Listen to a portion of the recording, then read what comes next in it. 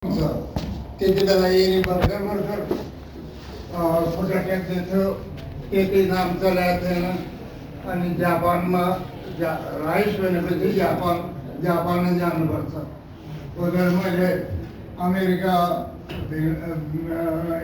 England, अस्ट्रेलियाको scholarship refuse गरेँ। म जापानै गएँ।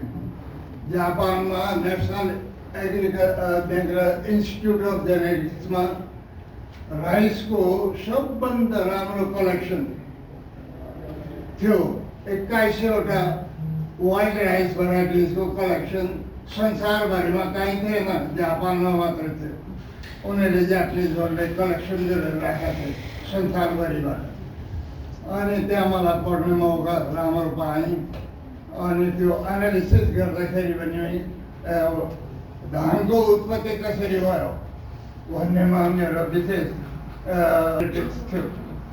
बाट पत्ता लगाउने कोसिस गरेँ। जापानबाट पढेर फर्किसकेपछि हाम्रो क्राप कोअर्डिनेटर प्रोग्रामहरू इनिसिएट हुन थाल्यो। अनि मलाई धानको कोअर्डिनेटर बनायो। अनि त्यस्तै मकै, गहुँ, पोटेटो, सिट्रस इत्यादि इत्यादिका कोअर्डिनेटर